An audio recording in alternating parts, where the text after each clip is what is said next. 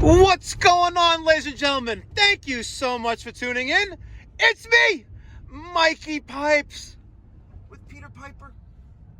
He likes to be called Peter Pipers. For all you guys who are hating, he likes the nickname. Isn't that true? Peter, I think it's the most fitting. It's the most fit. You like it, though, is the question. I mean, nicknames in general, it's like, sure, just Yeah, call see? it whatever. And for all of those who made reference to the bird poop on my windshield, I am happy to announce, as you can see, it's gone. It's gone, ladies and gentlemen. Yesterday's rain, torrential downpour, what was Saturday night into yesterday morning. Ooh, it was bad. Yesterday morning, Daniel and I, in case you didn't catch the video, we did an emergency installation of a Whale McLean Ecotech 150C wall hung combi. Came out really, really nice. Check it out. It's on the Mikey Pipes YouTube channel, the channel that you're watching right now. And by the way, if you're watching this channel, and maybe you haven't not even realized it yet, but if you haven't subscribed, you see that little subscribe button right down below? Click on that, please. I'd really appreciate it. And while you're there, hit that notification bell to get post notifications when I post a video, which is every single day. Because I believe in entertaining while educating the community. Shut up. All right, ladies and gentlemen, we're going to an air conditioning tune-up service call. We just left a tune-up in East Meadow. I didn't record any of it, but I wanted to record the windshield for this intro. Smash that thumbs up button. Let's go. Good morning. Hi. Hi. How are you? I'm well. How are you? You expecting us? No. You're not expecting us? No. Who's Tariq? No. T-A-R-I-Q-U-E? You probably have the wrong street. Oh, this is not south. This is north. Correct. I'm sorry to bother you. It's okay. Oh! See? Uncut, unedited, raw. All right, let's go to the next block. All right, ladies and gentlemen, here we are on site. We're working with 3 central air systems. Let me show them to you. Here's our first victim. This is a Train XR 5-ton R410A condensing unit. Manufacture date of June 2017. Here's our second unit, a Train XR12. This is a 4-ton, 48,000 BTU condensing unit. Manufacture date of January 2015. This system uses R22. And number 3, a little baby train. I was telling the homeowner I wouldn't touch this with a 10-foot pole, but in the process, Peter already removed the disconnect, electrical disconnect compartment cover. And we have an XB1000, manufacture date of June 2005. This bad boy is 1.5 ton. Wow. 1.5 ton R22 system that came factory charged with 2 pounds and 15 ounces. I'm not touching this with a 10-foot pole, and you push it. All right, so we were here for some preventative maintenance, and I'm not going to be repetitive and show the same thing over and over again like some other YouTubers do, right? But this one is low in refrigerant, right? Now, if you can look at the pressures, right? I have it set for R22 on my Testo 557s. So, get away from me, bro. Carpenter B. Get away from me, bro. Maybe he's in there. Right? I was taught that if the pressures and temperatures of the system when it off should equal the outdoor ambient temperature. And it's 55 degrees out right now, right? But watch what happens when this unit turns on. And with it running for several minutes, those are our high and low pressures and temperatures. As you can see, we're moving around a little bit, and that may be because there's non-condensables in the line, or maybe we have a TXV trying to hunt, but she goes up, she goes down. She goes up, she goes down. So let's watch this. Okay, so we're at 46. Now we're gonna drop down.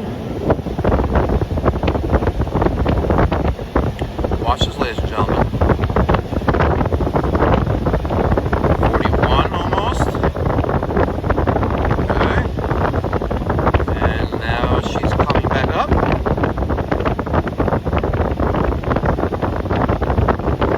See? So, not only is it likely that we're undercharged, but we also have the possibility of having non-condensables in the system, because it's bouncing around like that. Not that much of it, but we are bouncing up and down with our pressures. You learned something new today. Non-condensables, huh? You know what non-condensables are, Peter? I don't. I assume it's anything but refrigerant. Correct. Something that does not condense. And a refrigerant like R22 is a condensable. It will condense. Here we have some that may not be here. We have some things. We could have moisture. We could have atmosphere in it.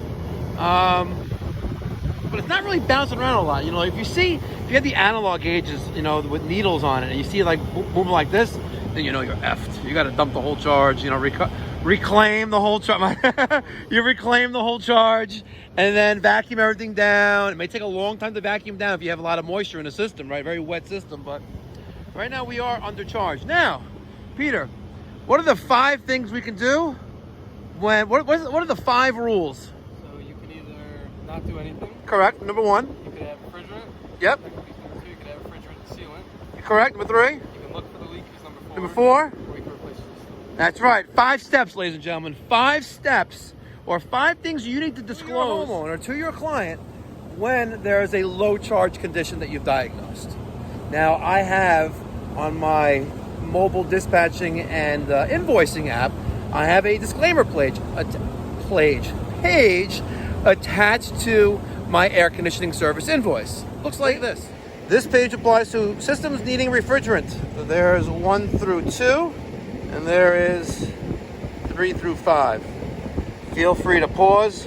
If you would like a PDF of this, I'll have a Google Drive link down in the description box down below. You can download it. And if you found it useful, I would appreciate if you could donate to the Mikey Pipes Philanthropy Charitable Organization. It's a nonprofit charity, a recognized 501c3 organization that I set up when the Mikey Pipes Pipe Doctor channel hit 100,000 subscribers. It's our way of giving back. 2% of all Pipe Doctor revenue is being donated to the charity, where we provide free or low-cost plumbing, heating, and cooling services to those in the community who can't afford it. We already completed 4 successful jobs. Last week, we restored running water to a lady's house. She hasn't had water in 6 months because of burst pipes in the winter. We were in Vandergrift, Pennsylvania, putting in a $25,000 Bosch dual fuel heat pump system, donated by Bosch Thermal Technologies and installed by the amazing people Justin and Craig at Precision Heating and Cooling Services of Plum, Pennsylvania. Before that, we did a leak under a kitchen sink and put a nice piece of plywood in there so they look like some normalcy restored to the woman's life. And before that, we fixed a guy's steam radiator, put a new valve on there. So every little bit helps, and together we can make the trades great again. All right, we just added almost 3 pounds of R22. I also added Easy Seal to the system, and we are good to go. Let me close the high side. High side is open here. Our tank is closed off. We're going to open up this, and with the high pressure that's here, we're going to dump into the low side here by opening up that port.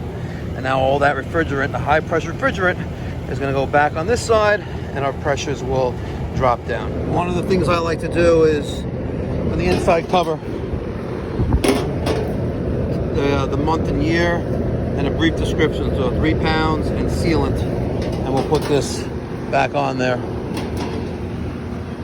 Peter is carefully putting back the covers.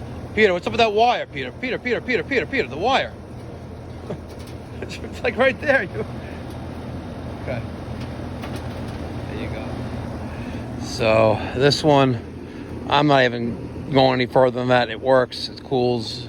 That one, the R22, 3 pounds. I wish it didn't need nothing, but it is what it is. And then the XR from 2017. Yep, she's good. So we just replaced the fan capacitor in there. It was 7.5, and it was reading, where is it? It's gone already? Yeah, it's gone already. 7.5 was reading 6. Still worked, but we put in the AMRAD single run capacitor. So we're good there. He's fighting with the cover, and we'll finish up there. Thanks so much for watching. Feel free to use that PDF of the 5 things you need to make your homeowners aware, your customers aware of when there's a low refrigerant condition in their central cooling system. Protect yourself and advise and educate your customers, because an educated consumer is my best customer.